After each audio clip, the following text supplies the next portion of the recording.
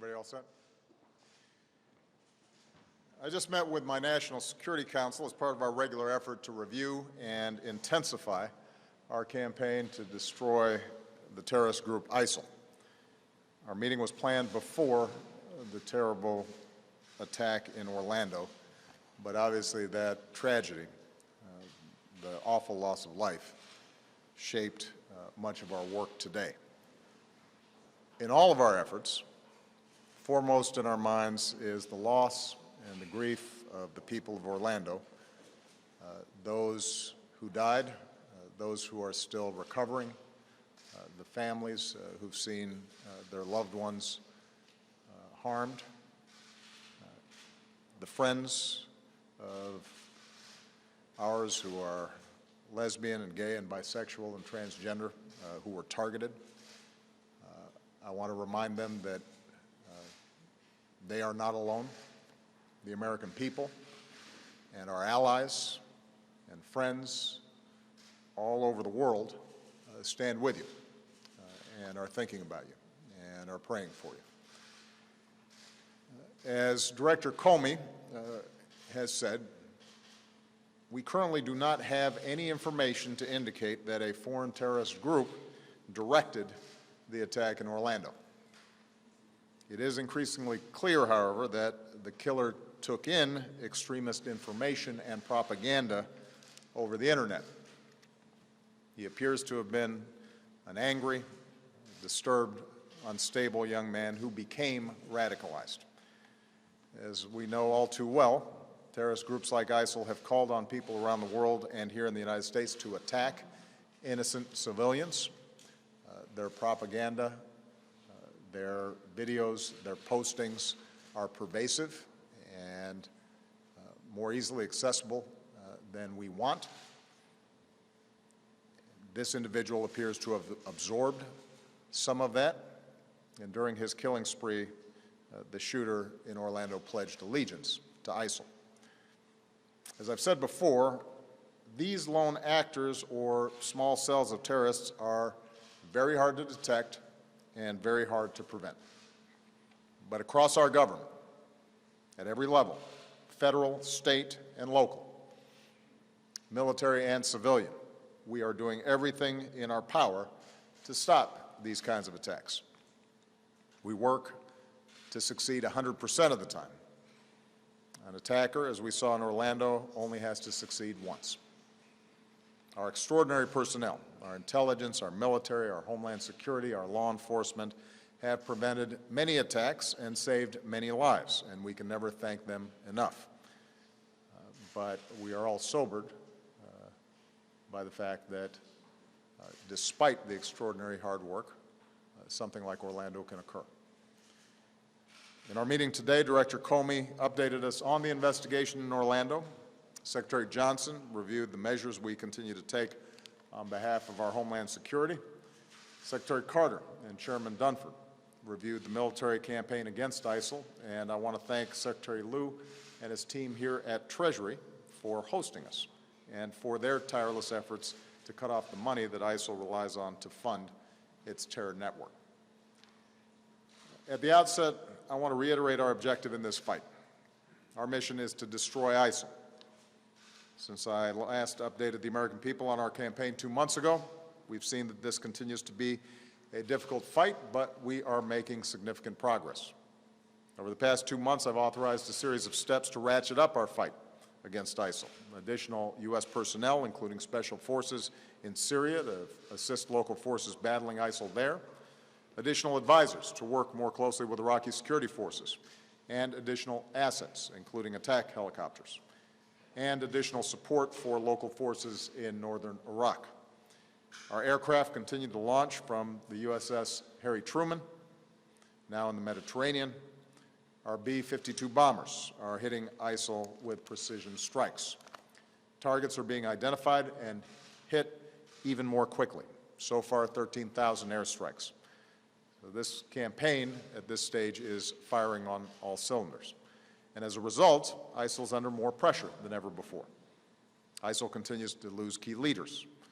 This includes Salman Abshahib, the senior military leader in Mosul, Abu Saab al-Sudani, who plotted external attacks, Shakir Wahib, ISIL's military leader in Iraq's Anbar province, and Mahir al-Balawi, the top ISIL commander in Fallujah. So far, we've taken out more than 120 top ISIL leaders and commanders. And our message is clear. If you target America and our allies, you will not be safe. You will never be safe. ISIL continues to lose ground in Iraq. In the past 2 months, local forces in Iraq, with coalition support, have liberated the western town of Rutba and have also pushed up the Euphrates River Valley, liberating the strategic town of Heat and breaking the ISIL siege of Haditha. Iraqi forces have surrounded Fallujah and begun to move into the city. Meanwhile, in the north, Iraqi forces continue to push up the Tigris River Valley, making gains around Makhmur, and now preparing to tighten the noose around ISIL in Mosul. All told, ISIL has now lost nearly half of the populated territory that it once controlled in Iraq, and it will lose more. ISIL continues to lose ground in Syria as well. Assisted by our Special Operations Forces, a coalition of local forces is now pressuring the key town of Manbij, which means the noose is tightening around ISIL in Raqqa as well. In short, our coalition continues to be on offense. ISIL is on defense, and it's now been a full year since ISIL has been able to mount a major successful offensive operation in either Syria or Iraq. As ISIL continues to lose territory, it also continues to lose the money that is its lifeblood. As a result of our strikes against its oil infrastructure and supply lines, we believe that we've cut ISIL's revenue from oil by millions of dollars per month. In destroying the storage sites where they keep their cash, we've deprived ISIL of many millions more. Thanks to the great work of Secretary Liu and many others here today, and working with nations and financial institutions around the world, ISIL is now effectively cut off from the international financial system. Cutting off ISIL's money may not be as dramatic as military strikes, but it is critically important, and we're seeing the results. ISIL's cash reserves are down. It has had to cut salaries for its fighters. It's resorting to more extortion of those trapped in its grip, and by ISIL's own admission, some of its own leaders have been caught stealing cash and gold. Once again, ISIL's true nature has been revealed. These are not religious warriors. They are thugs, and they are thieves. In continuing to push on this front, I want to mention that it is critical for our friends in the Senate to confirm Adam Zubin, my nominee for Undersecretary of Terrorism and Financial Intelligence. Adam has served in Democratic and Republican administrations. Everyone agrees he's eminently qualified. He has been working on these kinds of issues for years. It's now been more than a year since I nominated him, more than 420 days, and he still has not been given a full vote.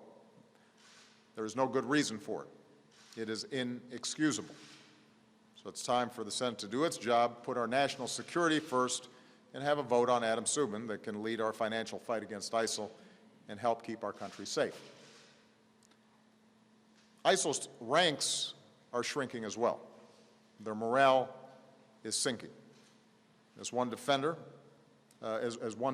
said, ISIL is not bringing Islam to the world, and people need to know that. Thanks to international efforts, the flow of foreign fighters, including from America to Syria and Iraq, has plummeted. In fact, our intelligence community now assesses that the ranks of ISIL fighters has been reduced to the lowest levels in more than 2.5 years. Even as we continue to destroy ISIL militarily, we're addressing the larger forces that have allowed these terrorists to gain traction in parts of the world. With regard to Iraq, this means helping Iraqis stabilize liberated communities and promote inclusive governance so ISIL cannot return. With regard to Syria, it means our continued support for the fragile cessation of hostilities there.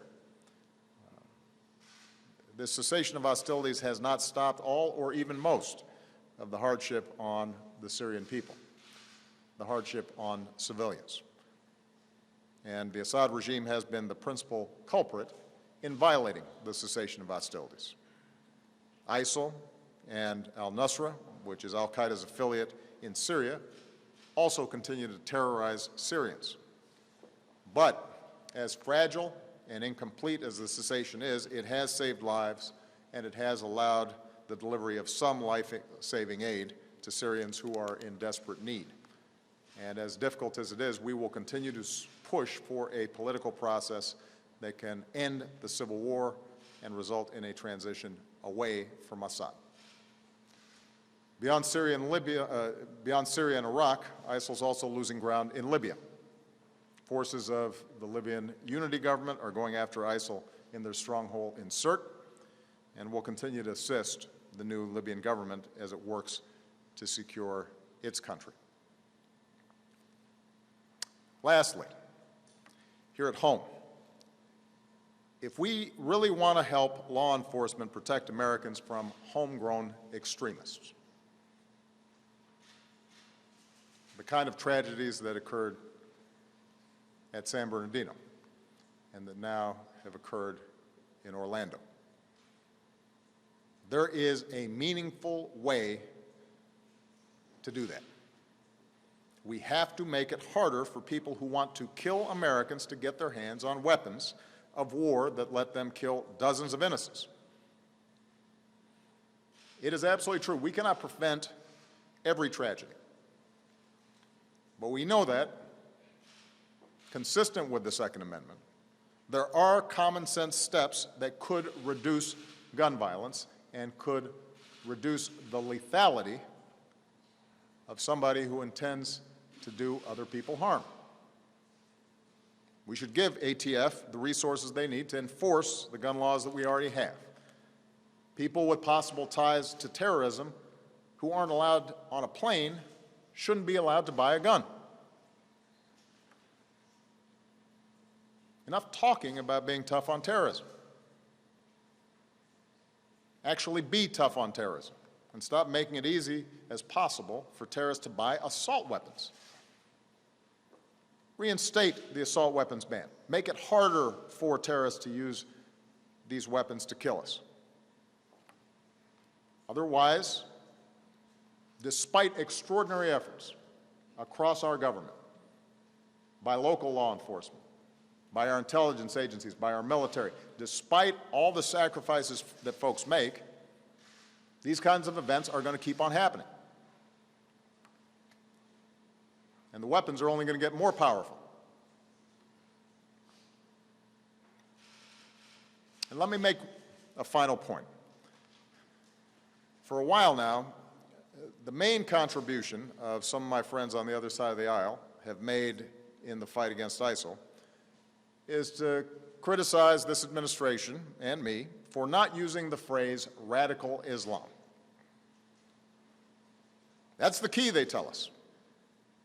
We can't beat ISIL unless we call them radical Islamists. What exactly would using this label accomplish? What exactly would it change? Would it make ISIL less committed to trying to kill Americans? Would it bring in more allies? Is there a military strategy that is served by this?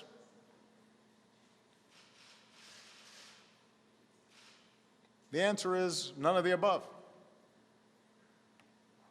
Calling a threat by a different name does not make it go away. This is a political distraction.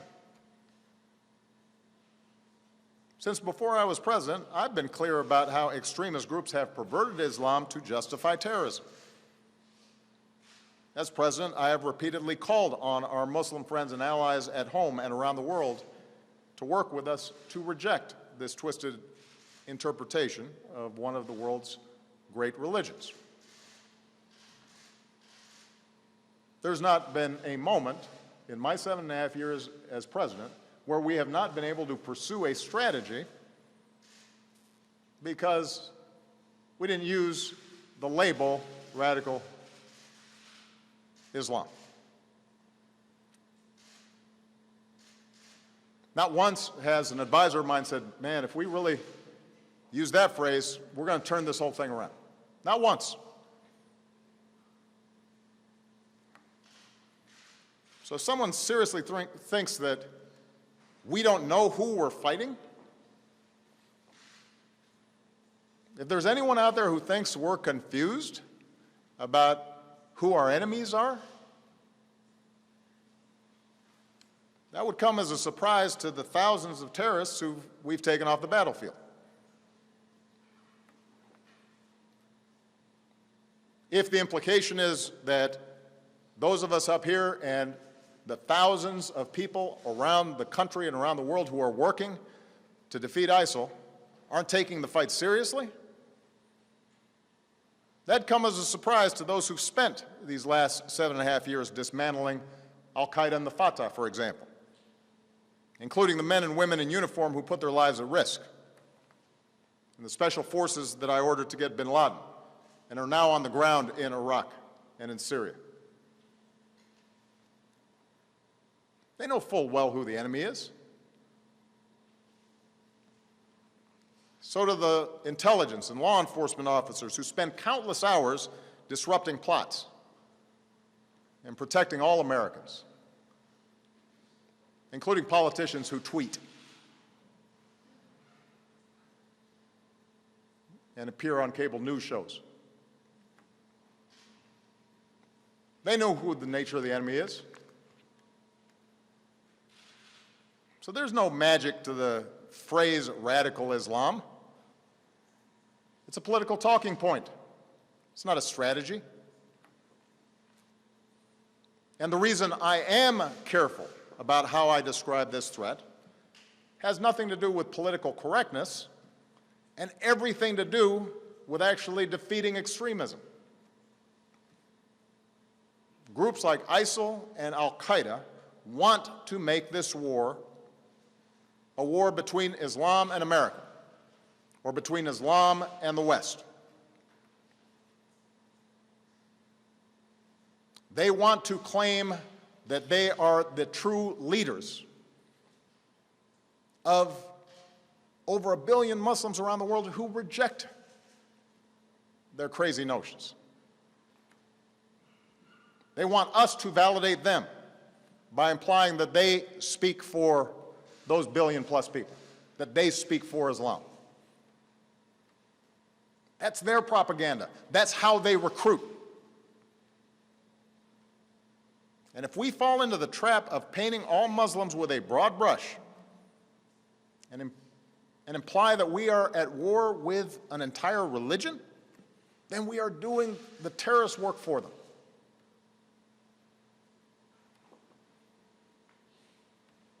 Now, up until this point, this argument about labels has mostly just been partisan rhetoric.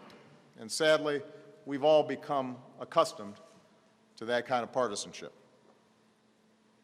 even when it involves the fight against these extremist groups.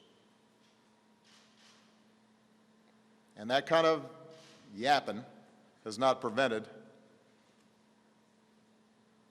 folks across government from doing their jobs, from sacrificing and working really hard to protect the American people. But we are now seeing how dangerous this kind of mindset and this kind of thinking can be. We're starting to see where this kind of rhetoric and loose talk and sloppiness about who exactly we're fighting, where this can lead us. We now have proposals from the presumptive Republican nominee for President of the United States to bar all Muslims from emigrating to America. We hear language that singles out immigrants and suggests entire religious communities are complicit in violence. Where does this stop? The Orlando killer, one of the San Bernardino killers, the Fort Hood killer, they were all U.S. citizens. Are we going to start treating all Muslim Americans differently? Are we going to start subjecting them to special surveillance? Are we going to start discriminating against them because of their faith? We've heard these suggestions during the course of this campaign. Do Republican officials actually agree with this?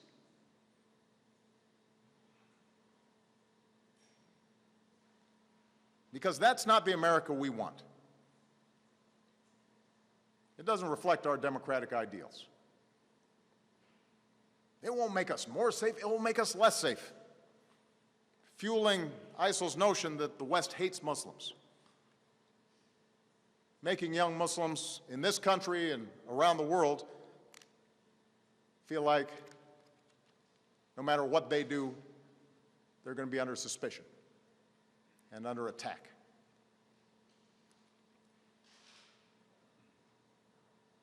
It makes Muslim Americans feel like their government is betraying them. It betrays the very values America stands for. We've gone through moments in our history before when we acted out of fear, and we came to regret it.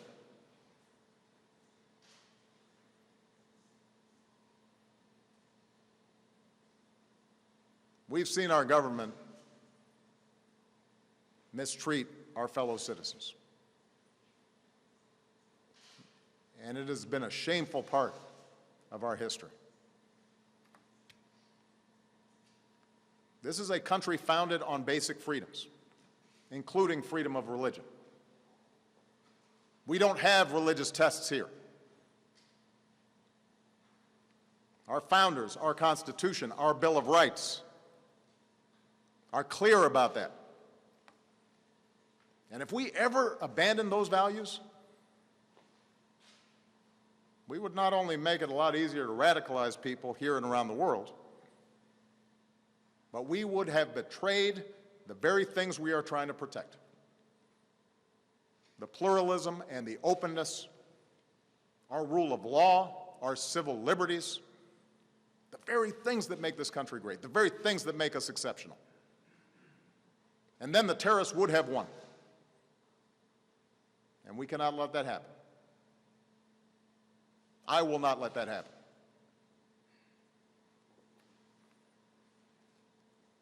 You know, 2 weeks ago I was at the commencement ceremony at the Air Force Academy. And it could not have been more inspiring to see these young people stepping up, dedicated to serve and protect this country. And part of what was inspiring was the incredible diversity of these cadets.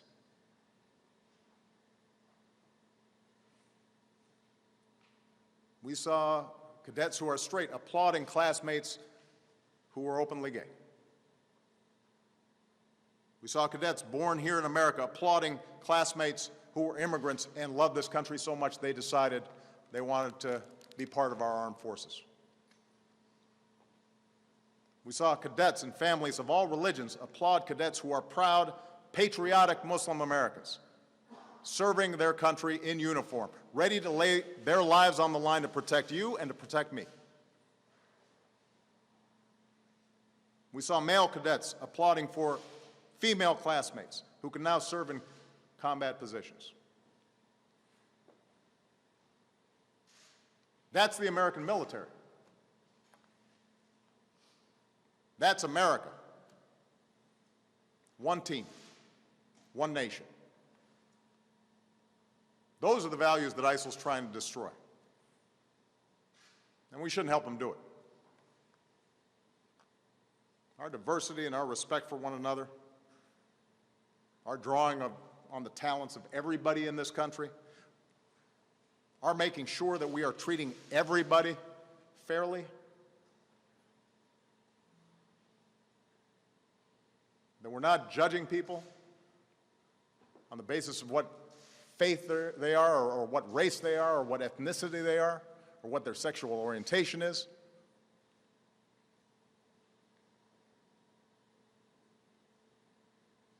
That's what makes this country great. That's the spirit we see in Orlando. That's the unity and resolve that will allow us to defeat ISIL. That's what will preserve our values and our ideals that define us as Americans.